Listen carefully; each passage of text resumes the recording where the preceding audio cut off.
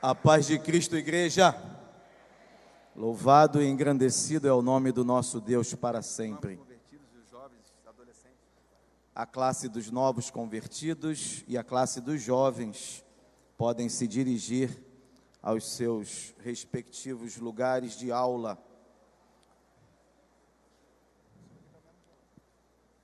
Nós estamos estudando uma nova lição, e essa lição é uma lição muito importante, um tema relevante para a nossa vida. Não sei se todos já adquiriram a sua revista. Quem tem a sua revista, levanta aí para a gente ver. Bastante gente já tem. Se você ainda não adquiriu sua revista, você pode fazer isso na secretaria da igreja. Importante, irmão, você ter a revista, ler em casa. Não adianta apenas ter a revista, precisa ter a revista e precisa estudá-la, precisa ler cada lição. É um material organizado, um material didático, que certamente vai te ajudar, porque quanto mais nós aprendemos a palavra, melhores cristãos nós nos tornamos, porque é a palavra que nos transforma, é a palavra que nos orienta, é a palavra que nos dá discernimento, é a palavra de Deus que nos ajuda a não pecar na hora da tentação, é a palavra de Deus que nos dá ânimo para continuar a caminhada que Deus colocou diante de nós. Então leia a Bíblia, estude a Bíblia, faça cursos sobre a Bíblia, leia a lição da escola dominical e não falte escola dominical. Esteja sempre na casa do Senhor. Amém? A lição de hoje, antes da lição, a lição fala sobre Mateus, o Evangelho do Reino, a lição de número 2. Mas eu quero falar do curso que nós vamos ter aqui no dia 16 de fevereiro. Pode passar um slide aí. O pessoal da mídia vai me acompanhando, tá? No dia 16 de fevereiro nós vamos ter aqui um curso de capelania. É um curso muito importante. É um curso que nos dá uma visão do reino, hoje vamos falar sobre o reino, uma visão bem mais ampla, e nos habilita a fazer a obra que o Senhor colocou em nossas mãos. Então nós vamos falar aqui sobre capelania hospitalar, vamos falar sobre capelania prisional, vamos falar sobre capelania escolar, vamos falar sobre capelania empresarial, que é uma área que está crescendo muito, sobre capelania militar. Então vamos explicar bastante aqui, vai ser um dia inteiro, é um curso chamado curso por imersão. Vamos ficar aqui de 9 da manhã até 17, no máximo 18 horas, aprendendo acerca desse assunto. No final do curso, no mesmo dia, os alunos inscritos recebem seus certificados aqui, e depois de uma conferência de documentos, os alunos recebem uma credencial. A imagem está aí. Essa credencial é uma credencial de capelão, nosso pastor autorizou. É um projeto inovador, não existia na nossa igreja. E a nossa igreja agora vai ter uma capelania da ADVEC. Você pode dar glória a Deus por isso? E a capelania, ela vai te autorizar, a credencial, há uma lei sobre isso, ela te autoriza a entrar em hospitais, quem trabalha em escola ou quem deseja fazer uma capelania escolar, nós vamos falar sobre isso aqui, você vai poder apresentar um projeto. É a igreja saindo das 4 paredes. Então, se você deseja fazer esse curso, você pode se inscrever pelo site, tá? Tem um site para você se inscrever, ou você pode ir até a secretaria da igreja e fazer a sua inscrição ali. O custo do curso é R$100 e o custo da credencial é R$50. Tá? Você pode parcelar em até 3 vezes lá na secretaria, não tem problema nenhum. Se você quiser mais alguma informação, quiser conversar comigo, eu sou o coordenador desse projeto, Deus colocou isso no meu coração, levei ao pastor, ele concordou e nós estamos executando. Eu tiro as suas dúvidas e eu te peço, se você puder divulgar, passar para alguém, nós fizemos uma pequena mensagem de WhatsApp, compartilhe no seu Facebook, está no Facebook da igreja. Hoje, pelo site, nós já temos quase 200 inscritos, e eu vou falar para a igreja, a maioria não é aqui da igreja, são pessoas que estão vendo na internet, estão vindo de longe para fazer o curso aqui. Então aproveite que o curso está sendo oferecido na sua igreja, se inscreva e se capacite para fazer a obra do Senhor. Amém? Aproveitando que eu estou falando de curso, todo mundo recebeu o jornalzinho? Se alguém não recebeu, pode levantar o braço aí, que vão te entregar um jornal. Ó, os obreiros que estão aí atrás, eu deixei jornal, pode entregar aí para quem não recebeu. Se acabou, aqui embaixo tem, pode pegar aqui embaixo, ó. Aqui embaixo tem mais, entrega para quem não recebeu. Esse é o jornal do nosso polo.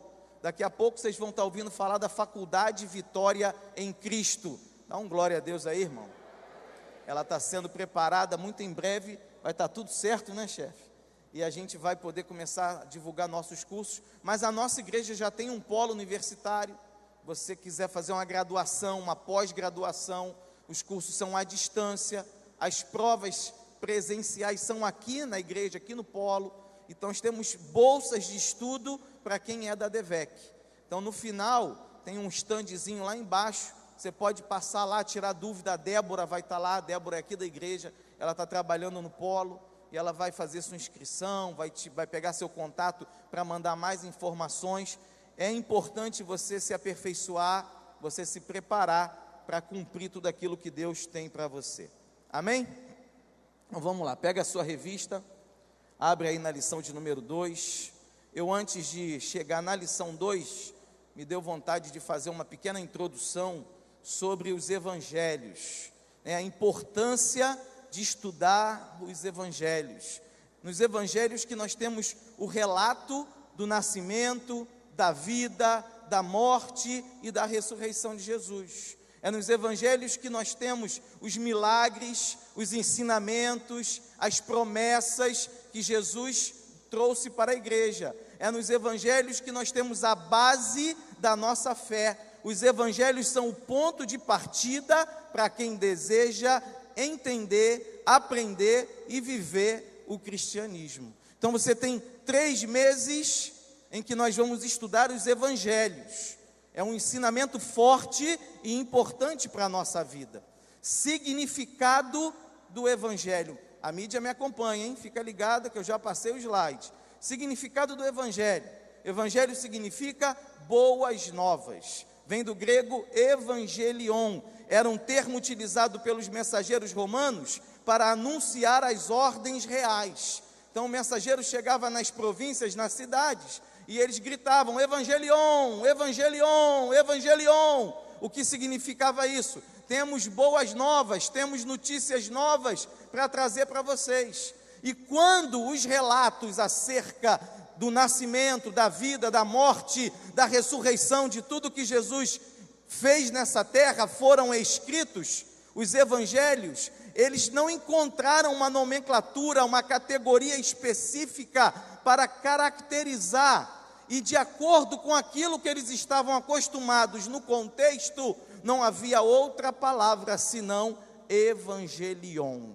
Evangelho são as boas novas de Deus para a nossa vida, é aquilo que Jesus veio fazer na terra, são todas as bênçãos que Deus tem para nós. Os evangelhos bíblicos, os evangelhos que têm a segurança, os evangelhos que fazem parte da palavra de Deus. Eu estou dizendo isso porque há outros evangelhos, existem outros evangelhos que não estão na palavra. Na Bíblia nós temos 4 evangelhos.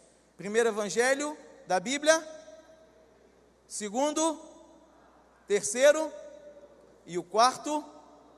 Os 4 evangelhos, 4 visões, 4 testemunhos, 4 pessoas diferentes, com experiências diferentes, mas todos os 4 evangelhos, uma mesma mensagem: Jesus é o Salvador, Jesus é o Senhor, Ele é o Rei, Ele é o Messias prometido, é Ele quem sara, cura, liberta, e é por Ele que nós vamos morar no céu. Amém? Mateus, Marcos e Lucas são chamados de evangelhos sinóticos, que significa ser um evangelho sinótico. Eles são parecidos.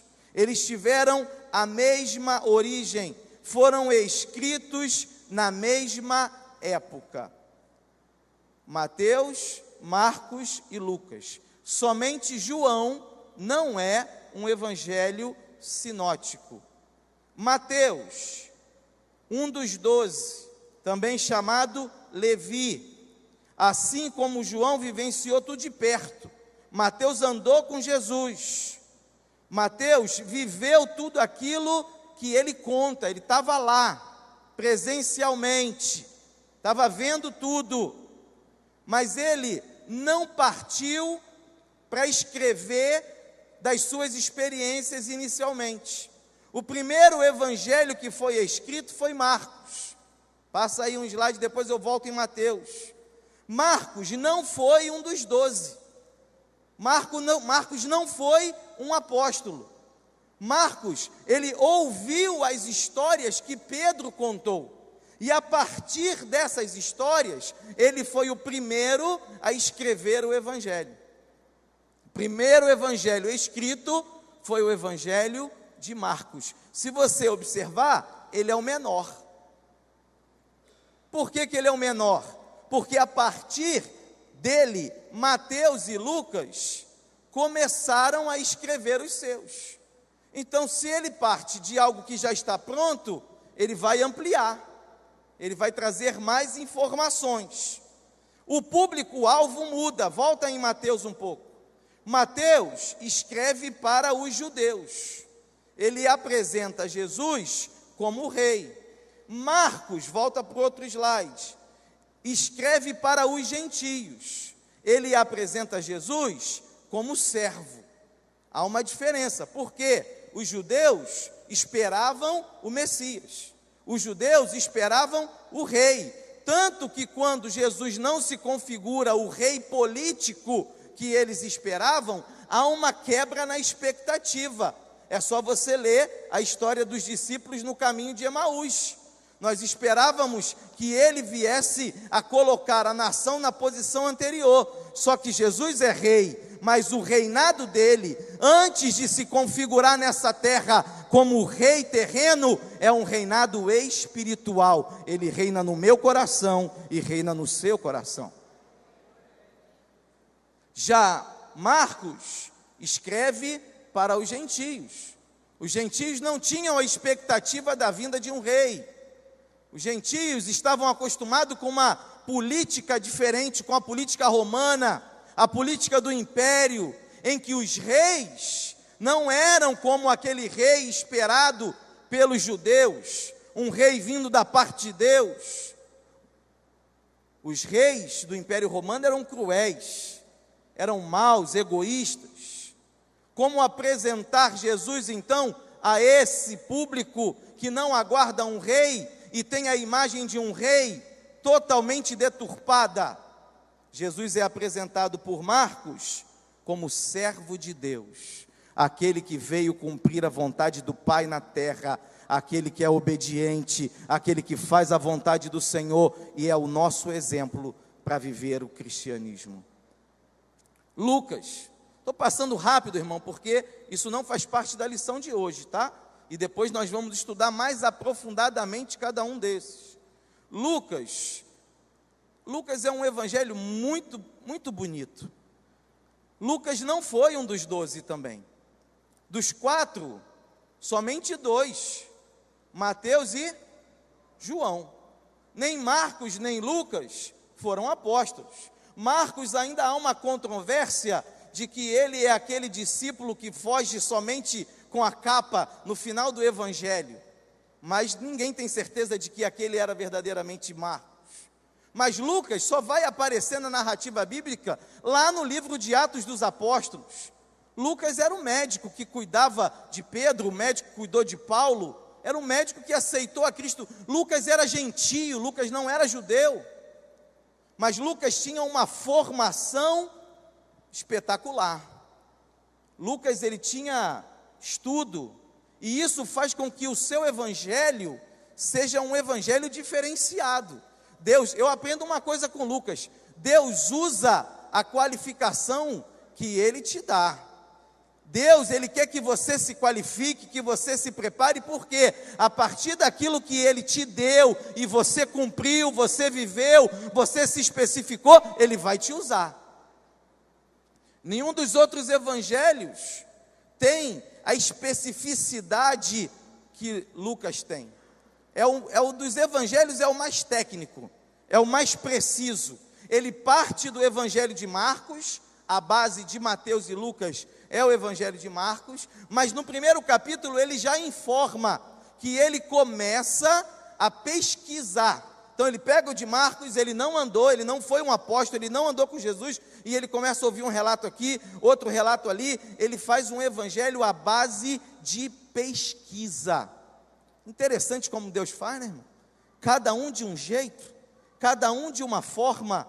É a multiforme graça de Deus atuando na nossa vida, e não mudou não, tá? Deus vai te usar de acordo com aquilo que você é, de acordo com aquilo que você tem. Fica na posição, se prepare e deixa Deus cumprir na sua vida e através de você tudo aquilo que Ele já planejou. Botei aí, o mais detalhista. É interessante o público-alvo do Evangelho de Lucas. Lucas escreve para uma pessoa: ó excelentíssimo Teófilo. Não devia ser qualquer um, né, irmão? Para ele falar, ó excelentíssimo Teófilo, você pode abrir aí na sua Bíblia Lucas 1 que você vai ver. Ele escreve para uma pessoa. Interessante também isso. Posso parar muito aqui não, mas é interessante, irmão. Às vezes você acha que está falando para uma pessoa e isso tem pouco valor. Cada um de nós, cada pessoa é importante na terra. Cada pessoa é amada por Deus. Por mais difícil que seja essa pessoa, por mais arrogante, Deus está falando com alguém aqui, continua investindo na vida dessa pessoa, porque Deus a ama e tem uma obra na vida dela. Ele escreve para uma pessoa, e ele apresenta Jesus como o Filho do Homem. João, vou correr, hein? Não é dos sinóticos. João, dos 4 evangelhos, quando eu começo a falar de Jesus para alguém, e eu quero que essa pessoa comece a ler a Bíblia, eu peço para ela começar a Bíblia pelo Evangelho de João. Já começa uma diferença grande, que os outros evangelhos, eles foram escritos ali perto de 50, 60 depois de Cristo. João vai escrever o seu evangelho 85 depois de Cristo. O evangelho de João é um evangelho bem amadurecido. O evangelho de João tem uma proposta bem clara, que era combater os agnósticos, que já era uma seita esotérica que havia naquela época. O evangelho de João, ele já começa diferente. Todos eles começam narrando o nascimento de Jesus. João volta antes do nascimento de Jesus. No princípio era o Verbo, e o Verbo estava com Deus, e o Verbo era Deus, e o Verbo se fez carne. O Deus eterno, soberano, criador, todo-poderoso, deixou a sua glória e veio à terra para resgatar a nossa vida e nos dar esperança. O evangelho de João é diferente. Ele conta histórias que nenhum outro evangelho conta. Tem histórias em João que você pode procurar nos outros evangelhos, não vai encontrar. Por quê? Porque ele tem uma fonte própria. Ele não veio de Marcos. Então, e João, quem era João? Lembra de quem era João? João era aquele que reclinava a cabeça no peito do mestre. Então, João tinha uma intimidade. Se você não leu o evangelho, primeiro, né, irmão, a gente está estudando os evangelhos, tem que ler os evangelhos, né? Então coloca aí na sua leitura bíblica, lê os evangelhos. Público-alvo, cristãos. Olha a diferença. Mateus escreve para os judeus, Marcos escreve para os gentios, Lucas escreve para Teófilo, que era um gentio também. João escreve para a igreja. E na igreja já tinha judeus e gentios, e apresenta Jesus como Filho de Deus. Dá um glória a Deus aí, vai. Na revista nós temos 3 lições sobre Mateus. O Evangelho do Rei, que já foi ministrada, o Evangelho do Reino, que eu vou ministrar hoje, e o Evangelho da Igreja. Você pode olhar aí no sumário, eu gosto de olhar sumário de livro. Quando eu compro um livro, irmão, a primeira coisa que eu faço, leio a contracapa, leio as orelhas, leio o sumário.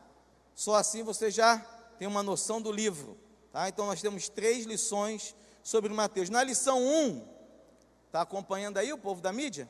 Na lição 1, linhagem incomparável, nascimento do rei, o rei é anunciado, o triunfo do rei. Então esse foi o conteúdo da lição 1. A lição 1 foi ministrada na segunda-feira. Então quem não veio, quem não participou da aula, lê a lição, que é para poder ter uma continuidade. Não vou falar dela, só estou referenciando para poder contextualizar, para você entender melhor a lição de hoje. E aí sim chegamos na lição de número 2, Mateus, o Evangelho do Reino. Primeira coisa que eu quero falar sobre o reino, porque Mateus, o Evangelho do Reino, fala do reino de Deus, fala do reino dos céus. A lição, se você olhar aí, tem uma caixinha de texto que tenta explicar a diferença entre reino dos céus e reino de Deus. Na verdade, não há diferença. Quando Mateus se refere a reino dos céus e depois se refere a reino de Deus, ele está falando da mesma perspectiva, do reino que Jesus veio estabelecer na terra. Por quê? Porque o reino de Deus, ele é eterno. O reino de Deus, ele acontece hoje e ele acontecerá eternamente. Mateus 3, 1 e 2, vamos para a Bíblia. Agora vamos pegar aí, se você trouxe caneta, faz igual o pastor Marcos Leite ali, já está anotando tudo. Pega a sua caneta, irmão. Escola dominical tem que trazer caneta, tem que trazer um papelzinho, anota na revista. É escola, é diferente. Se culto já tem que trazer, escola então nem se fala. Então Mateus, eu tentei ficar essa aula toda em Mateus, só tem uma referência que é fora de Mateus. Mateus 3, 1 e 2. Naqueles dias, surgiu João Batista pregando no deserto da Judéia, e ele diziam: arrependam-se, porque o reino dos céus está próximo. O reino, já falei que o reino de Deus e o reino dos céus, em Mateus, significam a mesma coisa. Então, quando ele fala o reino dos céus, ele não está falando da eternidade, ele está falando do reino que Jesus veio implantar aqui na terra, tá? Porque a expressão reino dos céus, o autor coloca como um eufemismo, para não usar o nome de Deus o tempo todo, né? Mateus é judeu, e sendo judeu, o nome de Deus, eles têm muita dificuldade de pronunciar o nome de Deus, é muito santo, é muito sagrado, então ele usa uma expressão para não ficar usando o reino de Deus o tempo todo, ele usa reino dos céus. Mas, de acordo com uma hermenêutica, uma exegese, os dois termos significam a mesma coisa. João Batista diz que o reino dos céus está próximo. Aí eu fiquei pensando, o reino dos céus está... Jesus já estava na terra aí ou não? Jesus já estava na terra ou ainda ia nascer? Já estava na terra. Esqueceu que Isabel e Maria encostaram barriga com barriga? E os dois se conversaram no ventre? Esqueceu disso? Jesus já estava na terra. João Batista e Jesus eram primos. E eles tinham praticamente a mesma idade. Praticamente a mesma idade. Diferença de meses entre um e outro. João Batista aqui já não é mais criança. Já é o profeta que anuncia o reino. Por que ele diz que o reino dos céus, ou o reino de Deus, tanto faz, está próximo? Se Jesus já tinha vindo à terra. Se Jesus já tinha nascido. Porque o reino dos céus, o reino de Deus, vai começar quando o ministério de Jesus se estabelece na terra. Mateus 4, 12 a 17. Vamos lá. Bíblia. 4, 12 a 17.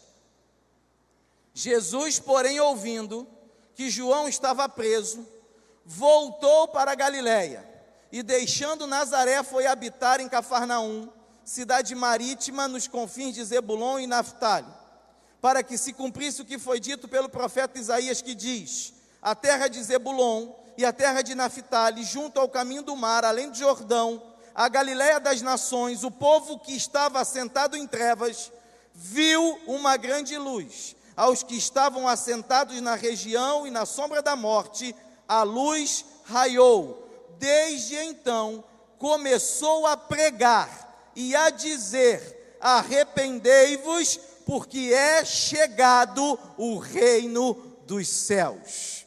Se você não der um glória a Deus agora.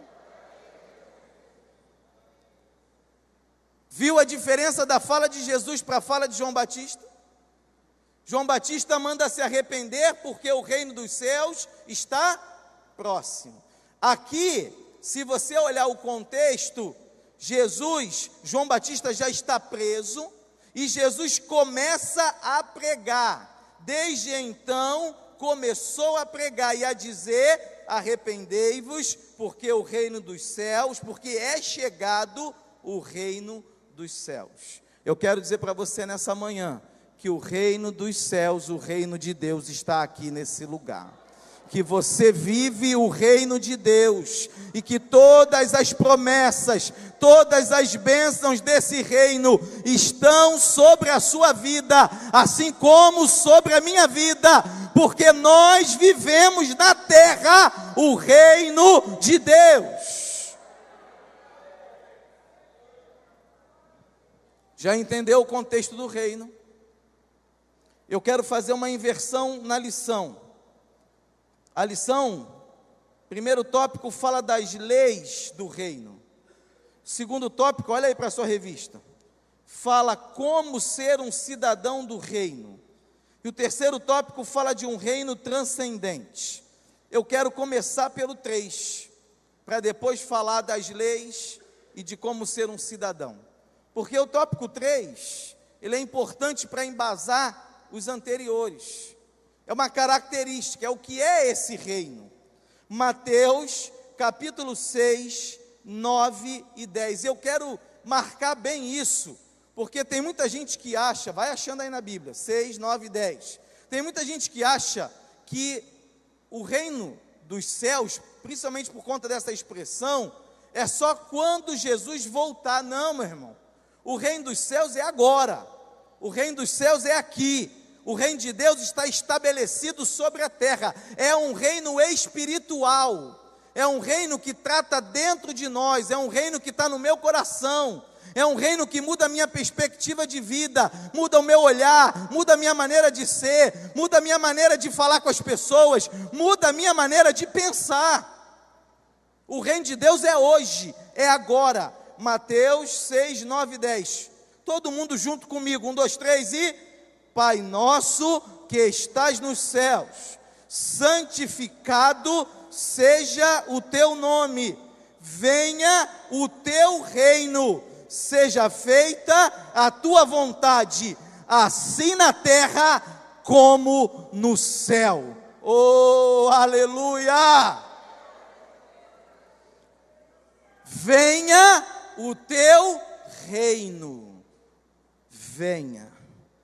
venha o teu reino, para a minha vida, para esse mundo, estabelece aqui o teu reino, eu vou viver o teu reino, é isso que Jesus veio fazer, mudar a nossa vida aqui na terra, para a gente poder morar eternamente lá no céu. Seja feita a tua vontade, assim na terra, como é feita no céu. Então a vontade de Deus, que é soberana no céu, que é obedecida no céu, ela se estabelece aqui na terra, e é por isso que nós vivemos o seu reino. Quero ler ainda Mateus 25, 34, para você entender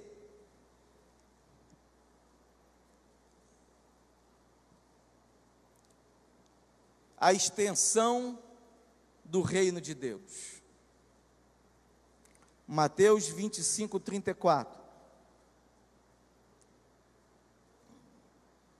Então dirá o rei aos que estiverem à sua direita: vinde, benditos de meu Pai, possuí por herança o reino que vos está preparado desde a fundação do mundo.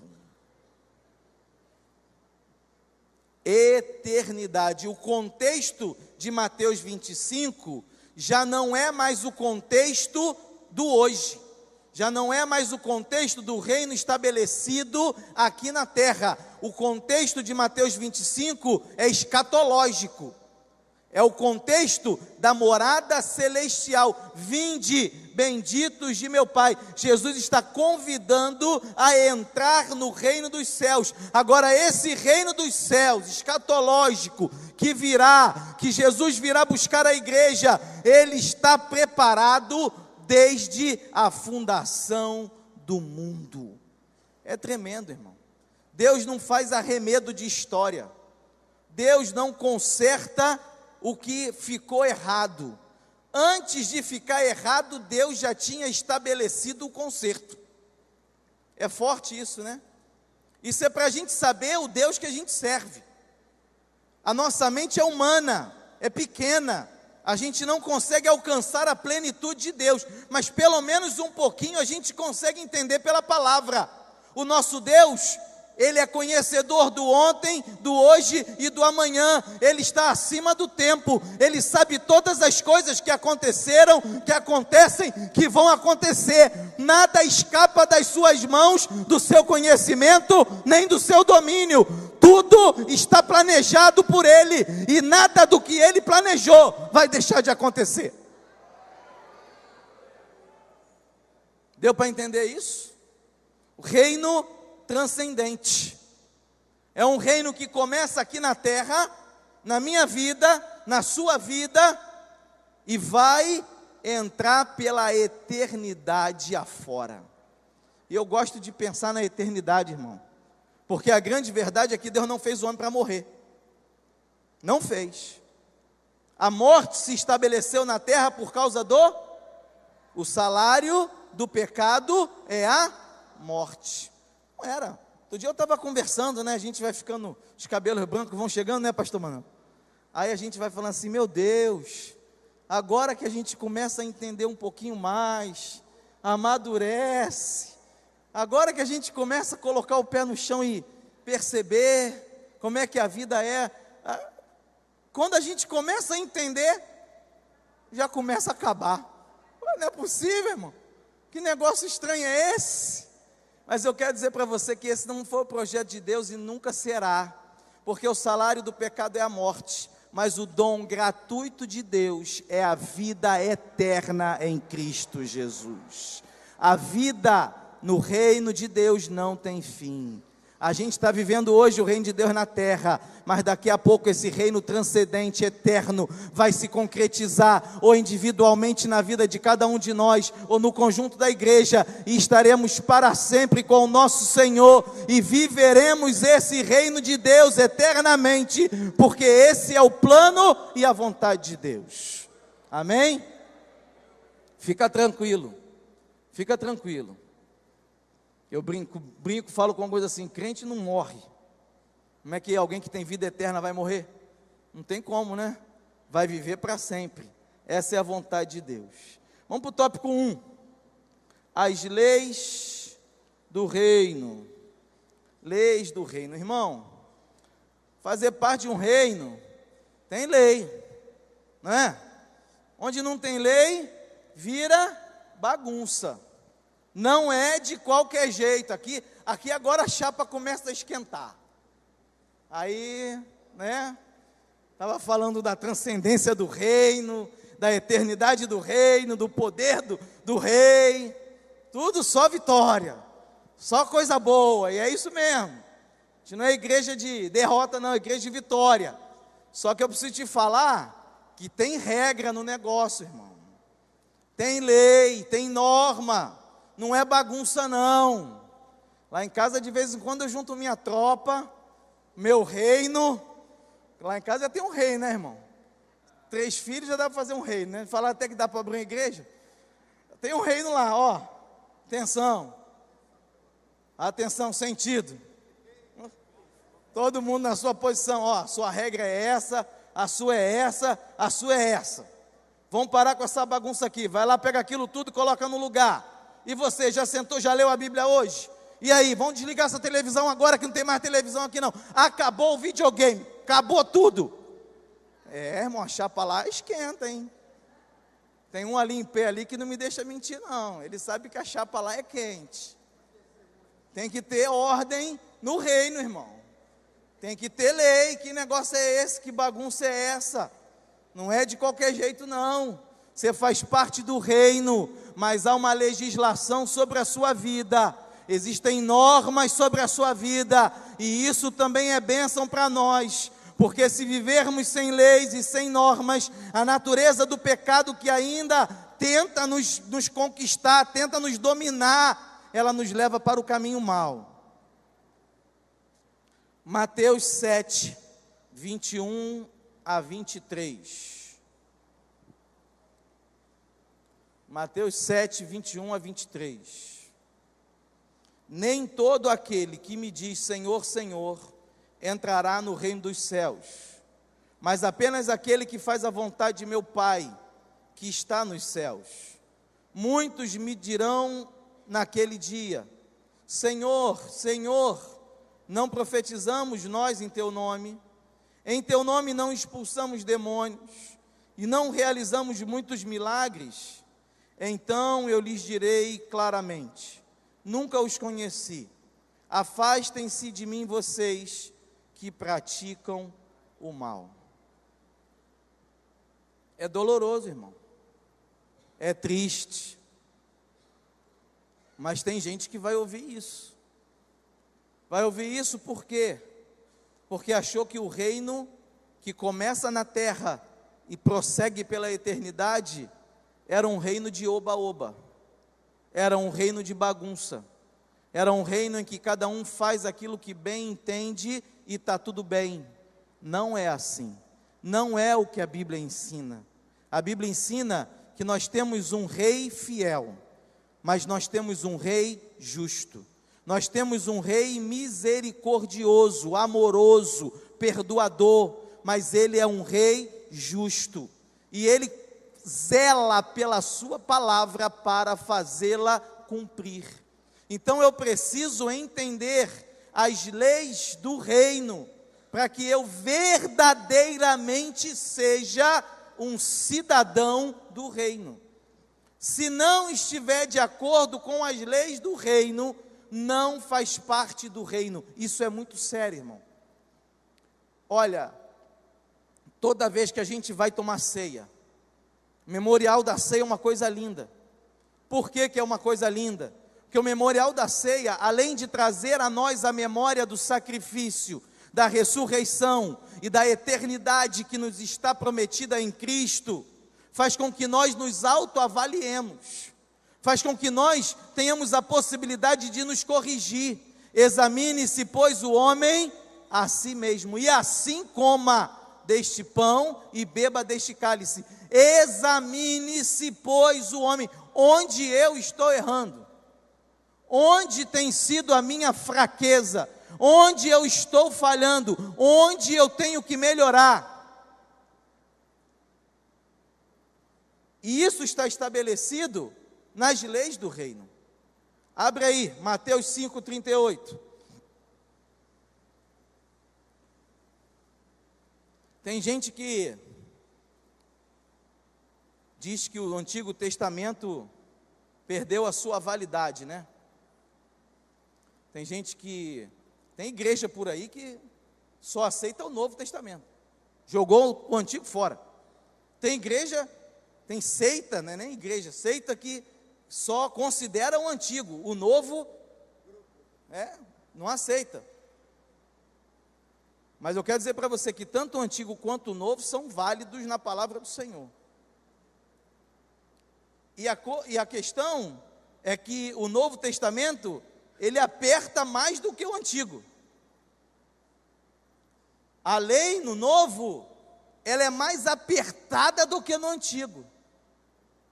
Vou te provar aí, ó. Mateus 5,38. Ouvistes que foi dito, olho por olho e dente por dente. Onde é que está isso aqui? Antigo Testamento. Eu, porém, vos digo que não resistais ao mal, mas se qualquer te bater na face direita, oferece-lhe também a outra. E ao que quiser pleitear contigo e tirar-te a túnica, larga-lhe também a capa. E se alguém te obrigar a caminhar 1 milha, vai com ele 2. Dá ao que te pedir e não te desvies daquele que quiser que lhe emprestes.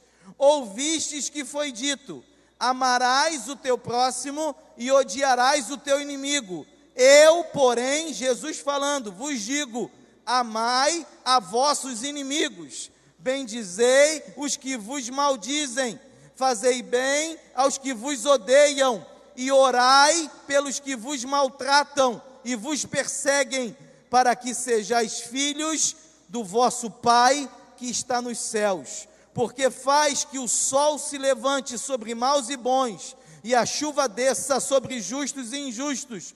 Pois, se amardes os que vos amam, que galardão tereis? Não fazem os publicanos também o mesmo? E se saudardes unicamente os vossos irmãos, que fazeis demais? Não fazem os publicanos também assim? Sede vós, pois, perfeitos, como é perfeito o vosso Pai que está nos céus. Dá um glória a Deus aí, irmão. A chapa esquenta, né?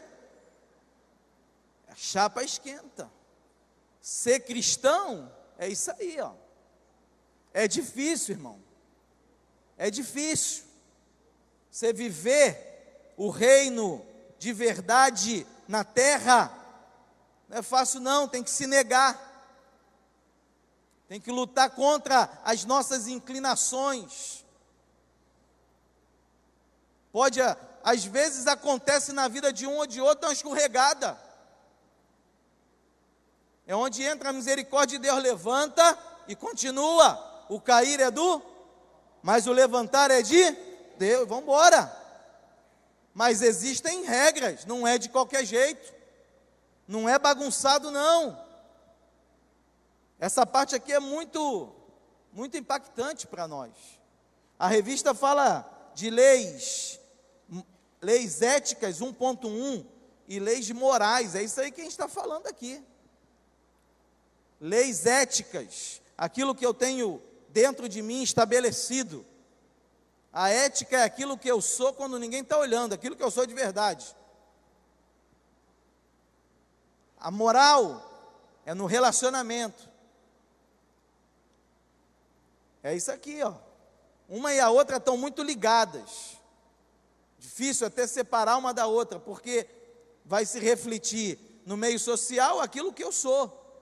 Então eu tenho que me trabalhar, me modificar, para que eu possa viver na igreja, no trabalho, na escola, na família, aquilo que Deus quer que eu viva, sendo aquilo que Deus quer que eu seja.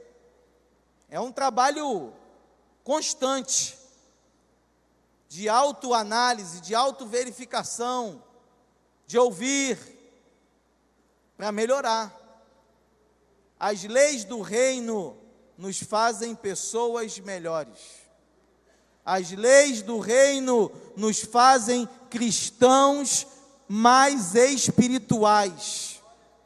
Porque às vezes a gente acha que a espiritualidade está só no glória a Deus, está só no aleluia, está só no falar em línguas. Isso é espiritualidade, irmão? É. Claro que é. É espiritualidade. Você dá glória a Deus? É espiritual? É. Você falar aleluia? É. Você falar em língua estranha? Claro que é. Agora, quando você vai se relacionar com a outra pessoa, no trabalho, na escola, em casa, aí não é mais espiritualidade? É também. Está dirigindo lá o carro, levou fechada. Aí é a hora de ser espiritual, irmão. Aí é espiritual, né? Aí não é mais, né? Joga fora a espiritualidade. Não, irmão. Continua sendo espiritual. Quando a gente é afrontado, ou quando dão uma volta na gente, é fácil ser espiritual nessa hora? A gente acabou de ler, eu estou só contextualizando a leitura bíblica. Amai os vossos inimigos, orai por aqueles que vos maltratam. Estou querendo esganar o abençoado, a gente até fala assim, né? O abençoado é um abençoado mesmo. Se traduzir esse abençoado aí, acho que não é esse, o significado não é esse não. A espiritualidade, irmão, ela vai além do templo. Pode anotar essa frase aí, bota no Facebook, o pessoal não gosta disso? A espiritualidade vai além do templo. A espiritualidade, ela precisa ir além do culto. Eu não posso ser espiritual somente dentro da igreja, não. Eu tenho que ser espiritual em casa. Quando o marido trata com a esposa trata com o marido. Quando os filhos tratam com o pai, os pais com os filhos. Tem que ser tudo espiritual. São as leis éticas e morais. Mateus 7, 1 e 2, abre aí.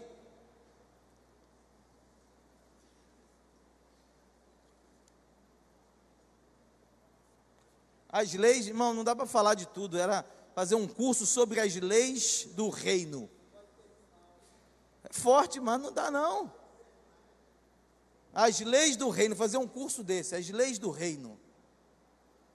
7, 1 e 2, não julguem para que vocês não sejam julgados, pois da mesma forma que julgarem, vocês serão julgados, e a medida que usarem, também será usada para medir vocês. Dá um glória a Deus aí, irmão. Chapa quente. Como a gente gosta de julgar, né, irmão? Se a gente não vigiar, irmão, julga tudo, julga a roupa, julga o cabelo, julga, a gente não sabe nada do outro, mas já fez a radiografia completa, sabe nada. Então, toma cuidado, irmão, sabe, não julga não. Quando a gente, do mesmo jeito que a gente julga, nós vamos ser julgados. Isso é lei do reino, estou falando aqui, ó. Mateus 7, aí no mesmo capítulo, 3 a 5. Por que você repara no cisco que está no olho do seu irmão e não se dá conta da viga que está no seu próprio olho? Como você pode dizer ao seu irmão, deixa-me tirar o cisco do seu olho quando há uma viga no seu? Hipócrita, tira primeiro a viga do seu olho e então verá claramente para tirar o cisco do olho do seu irmão. Isso, irmão, dá glória a Deus. Preocupado demais com a vida do outro, e a vida dele está toda errada. Preocupado demais com a criação dos filhos do outro, e a criação dos filhos dele está toda largada. Leis do reino. Não dá para falar tudo não, é muita lei, irmão. Agora não esqueça, todas as leis do reino nos fazem pessoas melhores. Todas as leis do reino abençoam a nossa vida. Todas as leis do reino nos ajudam a alcançar a eternidade que nos está reservada em Cristo Jesus. É para você ser abençoado, eu ser abençoado. É para a gente morar no céu. É por isso que tem lei no reino. É por isso que Jesus deixou ensinamento para nós. É por isso que você e eu precisamos ler e estudar a Bíblia. É muita gente que não lê a Bíblia hoje. A gente vive um tempo muito cheio de atrativo, irmão. É muita tecnologia, é muita, sabe? E aí não sobra tempo. Não sobra tempo. Outro dia eu peguei minha caçulinha, lá em casa tô quase jogando a televisão pela janela. Ô, coisa difícil, hein, irmão. Televisão e celular. Outro dia ela falou para mim, 7 anos, pai, o que custa eu ter um celular? Você não vai me dar um celular? Eu falei, vou. Aí espera um pouquinho assim, quando você fizer 18. Difícil, irmão. Aí falei para ela, pai, eu quero ver desenho. Falei, tá bom. Você já leu a Bíblia hoje? Bíblia de criança, irmão, com um desenho, Bíblia linda. Já leu a Bíblia hoje? Não. Falei, só vai ver, não estou de férias, mas estou meio lá, meio cá no colégio militar, o colégio está em férias, fico mais em casa, né? Já era, irmão, aí acabou. Você está pensando que, não vou nem falar. Já leu a Bíblia? Só vai ler a Bíblia depois que lê desenho, que só vai ver desenho depois que lê a Bíblia. Aí sentou, pegou a Bíblia, leu a Bíblia, nem 5 minutos, irmão. Pai, já li a Bíblia. Aí eu falei, 5 minutos você leu a Bíblia. Então tá, pode ver 5 minutos de desenho. Mas pai, não dá nem para ver um desenho inteiro. Eu falei, agora você só vai ver o tempo de desenho, o tempo que você lê a Bíblia. Falei que a chapa esquenta lá, irmão. Aí botei o relógio, 1 hora lendo a Bíblia. Botei o cronômetro lá. Aí foi. Deu 10 minutos, 15. Pai, não aguento mais ler a Bíblia. Eu falei, mas ver desenho você aguenta, né? As pessoas não leem a Bíblia, irmão. Não lê a Bíblia, como é que vai viver bem? Fala para mim. Como é que vai ser abençoado sem ler a Bíblia? Tem um monte de gente querendo ser abençoado, ter uma vida de bênção, uma vida de vitória, uma vida maravilhosa, mas não lê a Bíblia. Não estuda a Bíblia, não está nem aí para nada. E aí fica cometendo um monte de erro. Fica cometendo infração. É isso mesmo. Infração. Por quê? Porque esses erros são coisas que a lei diz que eu não posso cometer. A lei do reino. E se eu cometo um erro contra a lei, esse erro é uma infração. E aí, se levou uma multa, cometeu uma infração, levou uma multa. O que é a multa? A multa é dano. Você gosta de pagar multa? Ninguém gosta, né? Multa é dano. Tira de nós. Está entendendo o que eu estou te falando? Isso é sério. Leis espirituais. Vamos dar uma aliviada aí nos irmãos um pouquinho. Tópico 1.2. As leis espirituais, elas mexem com o nosso relacionamento com Deus, né? As leis éticas e morais é um relacionamento interior, nosso, e exterior, com os nossos irmãos. As leis espirituais estabelecem um relacionamento com Deus. Mas essas leis trabalham em conjunto. Não adianta você praticar a lei espiritual e não a lei ética e moral do reino. Não adianta. Tem que trabalhar em conjunto. Abre aí Mateus 7. Mateus 7, só continuar, né? 7, do 7 ao 11. Peçam e lhes será dado. Busquem e encontrarão. Batam e a porta lhes será aberta. Pois todo o que pede, recebe. O que busca, encontra. E aquele que bate, a porta será aberta. Qual de vocês, se seu filho pedir pão, lhe dará uma pedra? Ou se pedir peixe, lhe dará uma cobra? Se vocês, apesar de serem maus, sabem dar coisas boas aos seus filhos, quanto mais o Pai de vocês que está nos céus dará coisas boas aos que lhe pedirem. Dá um glória a Deus aí, vai? Para aliviar um pouquinho a gente. Nosso Deus é um Deus bom. O que essa lei aqui está falando? Essa aqui, dá um nome para essa lei, a lei da oração. Lei da oração. Quando é que a gente pede? Não é que a gente pede a Deus alguma coisa, a gente pede em oração. Tem que pedir mesmo, irmão. Oração não é só pedir. Oração começa com adoração. mas é na oração que a gente pede. E a lei espiritual está dizendo para mim: ora mais, gasta mais tempo com Deus, apresenta ao Senhor as suas necessidades. Tem muita gente que não ora, tem gente que não crê no poder da oração, mas a Bíblia diz que a oração do justo pode muito em seus efeitos. E a Bíblia diz que eu tenho que orar com fé. Orar sem fé é a mesma coisa que não orar. Então ora, pede a Deus, gasta mais tempo em oração, se dedica mais ao Senhor, falar com Ele. Deus quer ter relacionamento, irmão. O tempo todo na Bíblia, Deus busca relacionamento com o homem. Você não é um robô, você não foi colocado na terra para sair andando e fazendo as coisas de qualquer jeito, não. Tem um Deus que está te olhando, tem um Deus que te ama, tem um Deus que te observa, tem um Deus que te criou, tem um Deus que quer você perto. E como é que a gente se aproxima de Deus? Fala para mim. Oração. Gasta mais tempo com oração. Quem é que faz devocional aqui? Deixa eu saber. Muitas mãos não se levantaram. O que é devocional, irmão? É você tirar um tempinho do seu dia. Pode ser de manhã, pode ser de tarde, pode ser de noite. Tira um tempinho para tudo que você está fazendo. Você canta um hino, eu sou desafinado, bota um hino para tocar lá no YouTube, acompanha. Você ora, você lê a palavra, é o seu devocional, o seu momento com Deus. Isso é tão importante que hoje existem livros que são próprios para devocionais, para ler uma palavra ali para você naquela manhã ou naquela tarde. E ora, gasta tempo em oração com Deus.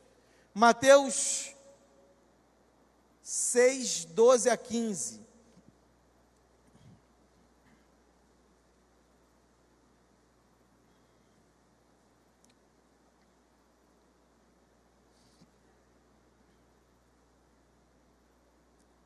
Correr que já são 11h05. Perdoa as nossas dívidas, assim como nós perdoamos os nossos devedores. E não nos deixe cair em tentação, mas livra-nos do mal, porque teu é o reino, o poder e a glória para sempre. Amém. Pois se perdoarem as ofensas uns dos outros, o Pai Celestial também lhes perdoará. Mas se não perdoarem uns aos outros, o Pai Celestial não lhes perdoará as ofensas. Isso aqui eu vejo que é uma lei espiritual que se mistura com uma lei ética e moral, porque começa pedindo perdão. Quem é que pode perdoar pecado? Só Deus. Mas o perdão do pecado, nessa oração, está submetido ao perdão do irmão. Perdoa as nossas dívidas, assim como nós perdoamos aos nossos devedores. Perdoar é fácil, irmão? É fácil perdoar quem te ofendeu? É fácil perdoar quem te caluniou? É fácil perdoar quem te deu quem te deu um prejuízo na vida? É fácil? Não é fácil não. Mas eu quero dizer para você que mesmo não sendo fácil, Deus nos perdoou. Enviou Jesus em nosso lugar para pagar o preço do nosso perdão. Então perdoe. Tem alguém que te ofendeu aí? Você precisa perdoar alguém? Toma essa posição hoje.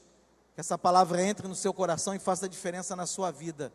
E que você saia daqui certo, convicto da necessidade de perdoar o nosso irmão, porque é assim que nós somos perdoados também. Amém?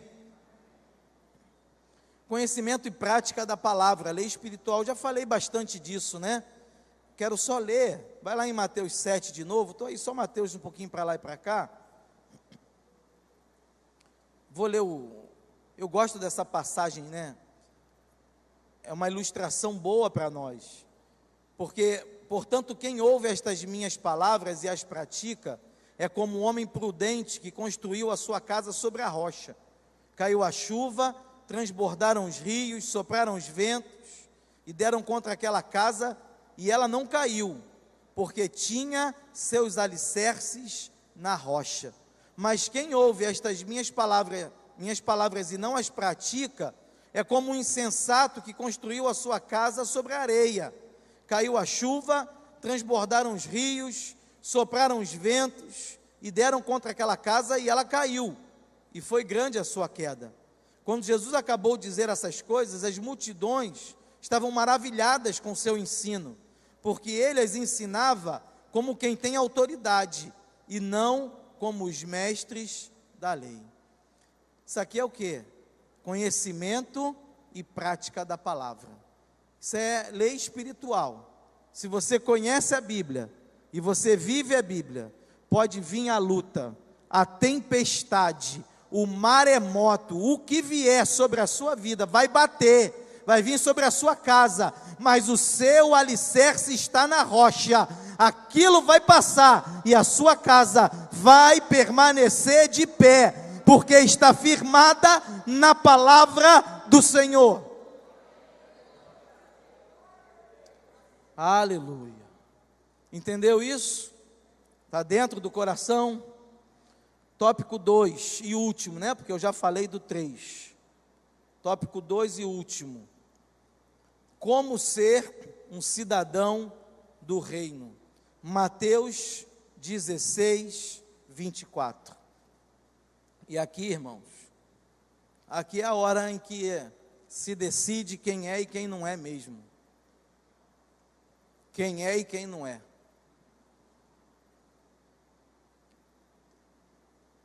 É o que faz a diferença do povo de Deus. O povo de Deus é diferente mesmo. Tem muita gente que não consegue entender nosso relacionamento com Deus, porque o reino de Deus está em nós. Nós somos cidadãos do reino.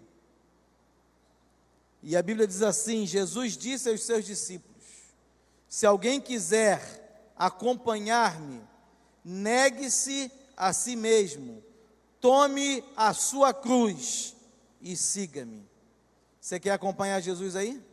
Se alguém quiser vir após mim, se alguém quer acompanhar Jesus, quem é seguidor de Jesus aí, vai? Dá um glória a Deus. Isso.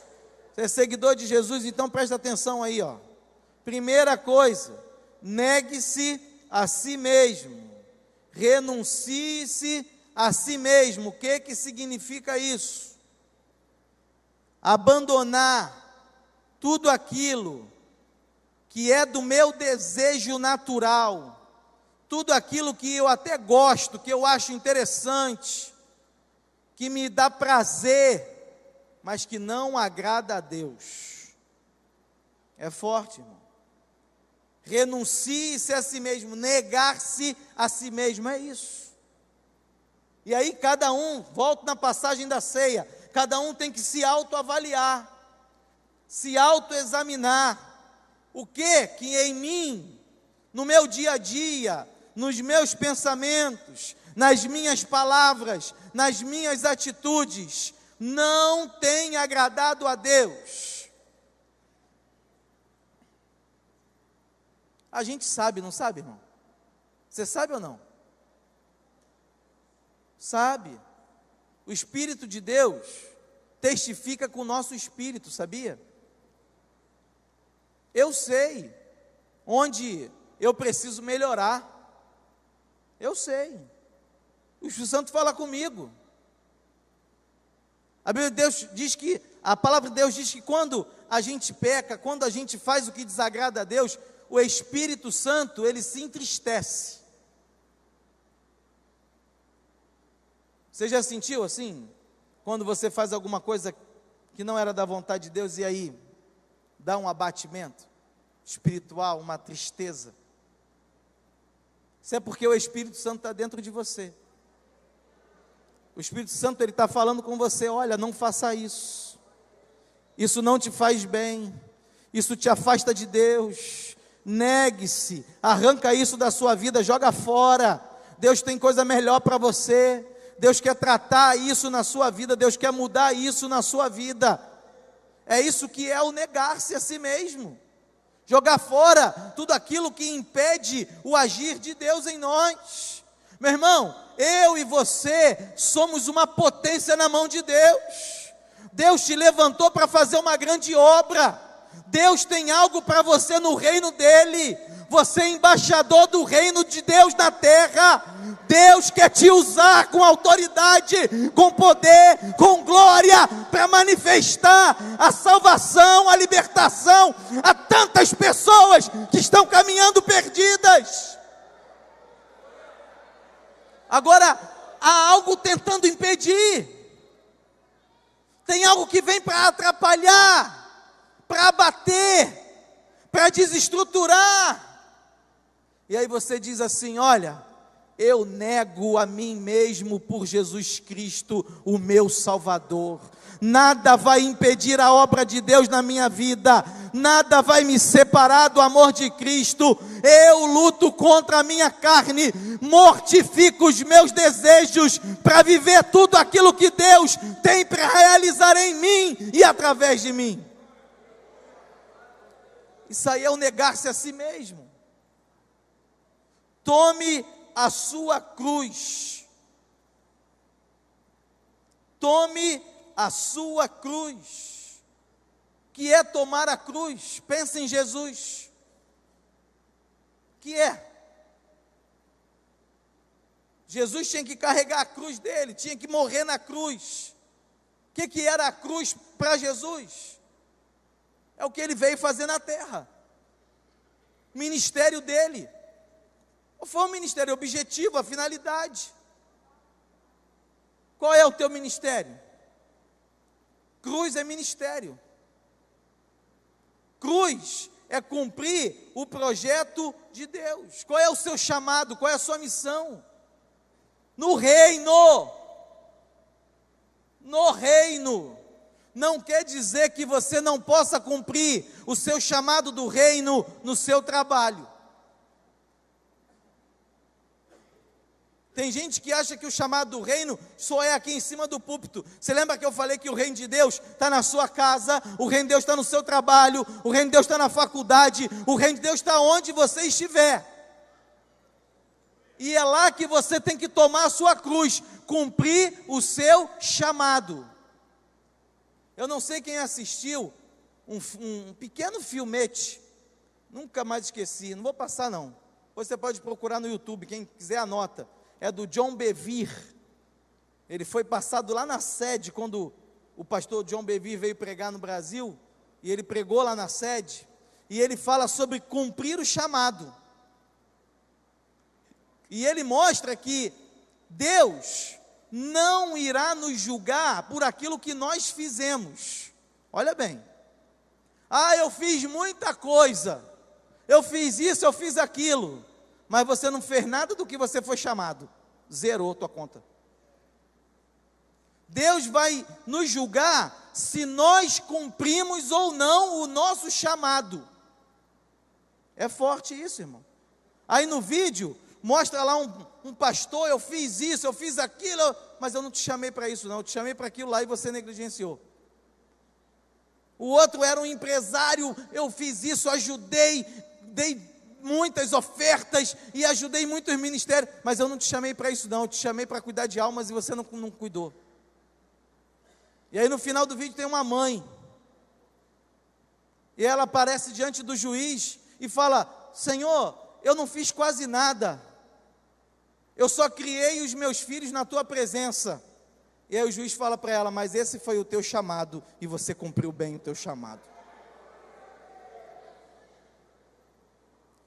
Tomar a cruz, irmão, é viver o teu chamado, é cumprir a sua missão. Qual é ela? Você já sabe? Se não sabe, pergunta para Deus. Se já sabe, cumpra, viva. E quando fala de cruz, fala um pouco de sofrimento, né? Cruz fala de sofrimento, não é fácil não, tá, irmão? Não é moleza não, tome a sua cruz, tem um peso.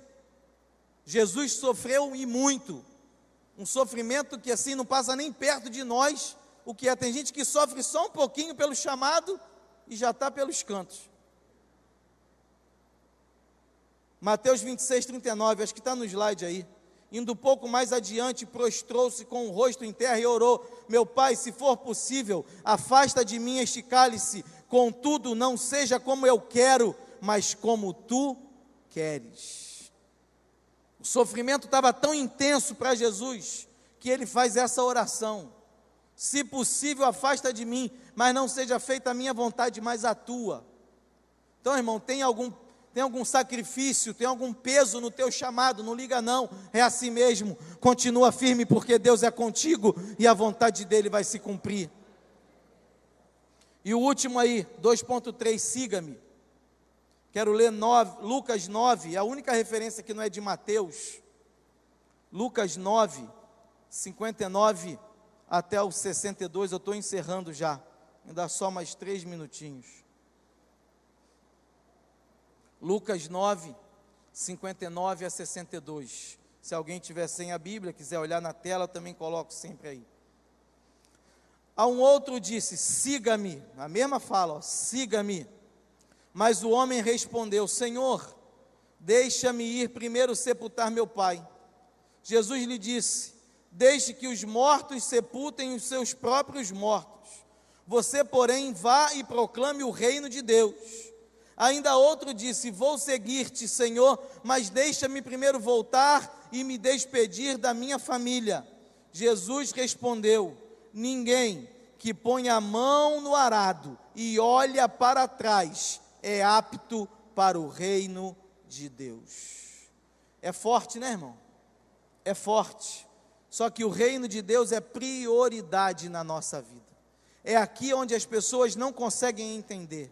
O reino de Deus, para aqueles que são cidadãos do reino, é prioridade. Nós acordamos pensando em Deus, trabalhamos pensando em Deus, vivemos pensando em Deus, vamos dormir pensando em Deus. Tudo aquilo que nós fazemos é pelo reino de Deus, porque sabemos que a nossa vida na terra, sem o nosso Deus, ela não é nada, mas com Deus conosco, nós já somos mais do que vencedores. Priorize o reino. Seguir a Jesus é priorizar o reino. E para encerrar, conclusão, 2 textos, terra e céu. Mateus 6,33, quero todo mundo junto comigo, pode olhar até para o telão. Mateus 6,33, 1, 2, 3 e... mas buscai primeiro o reino de Deus e a sua justiça, e todas estas coisas vos serão acrescentadas. Dá um glória a Deus aí, irmão.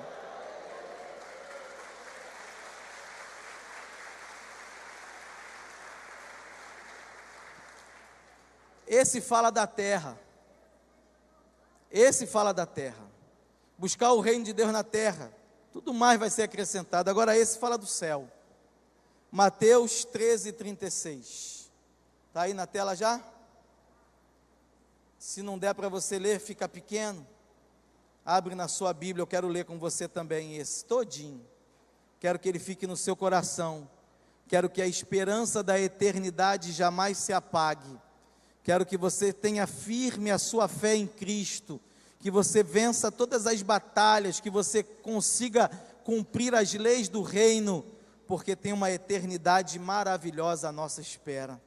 Mateus 13:36, todo mundo junto, vai até o 43. 1, 2, 3 e... Então ele deixou a multidão e foi para casa.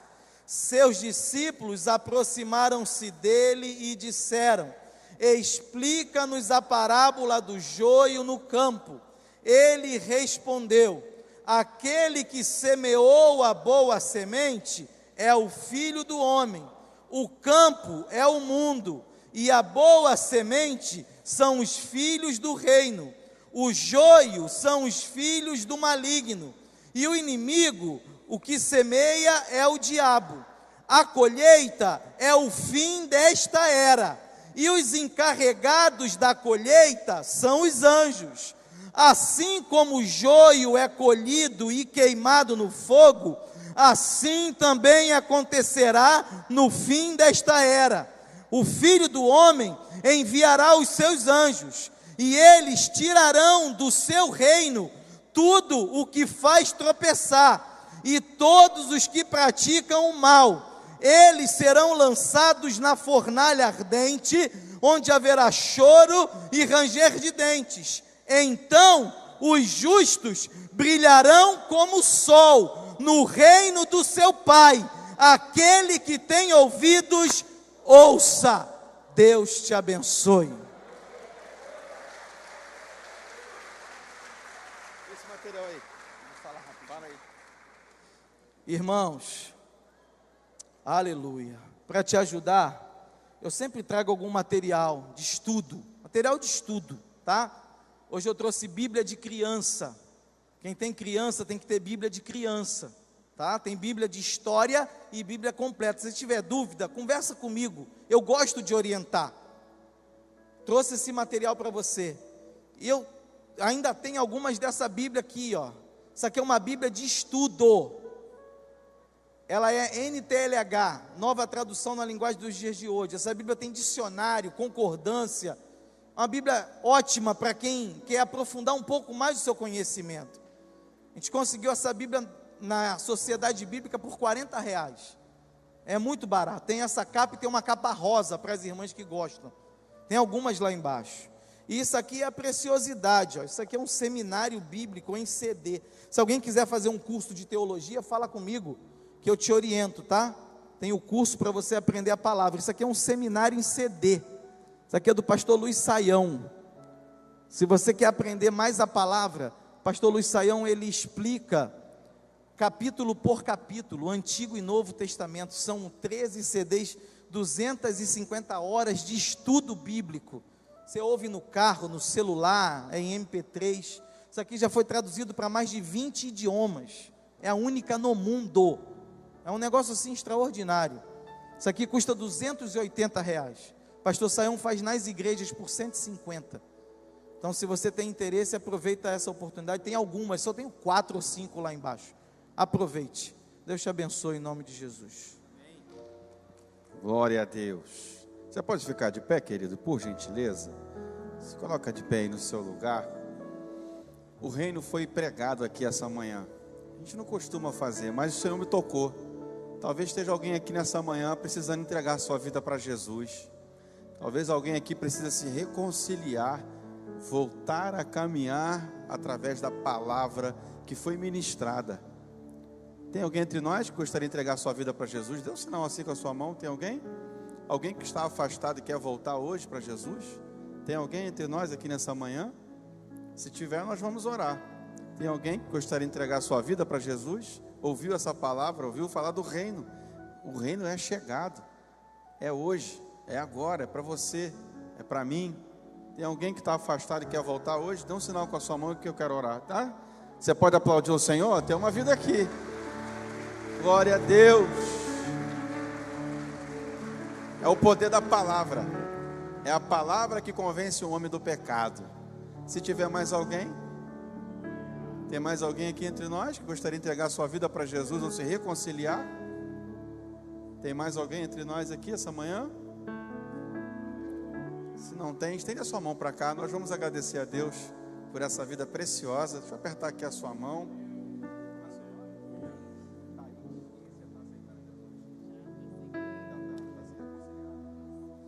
Ela está se reconciliando. Estende a sua mão para cá, nós vamos orar.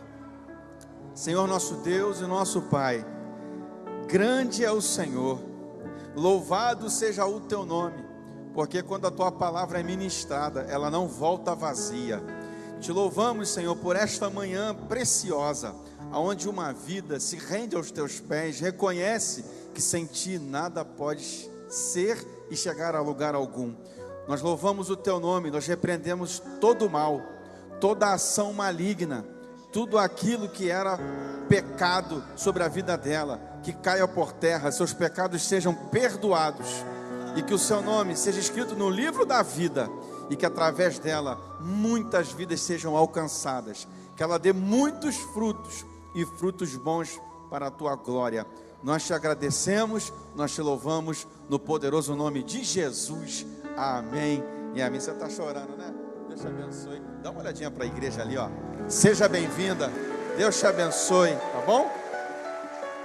Glória a Deus. Você foi abençoado aí, meu irmão? Está vendo como é importante ouvir a palavra? A fé vem pelo ouvir e ouvir a palavra de Deus.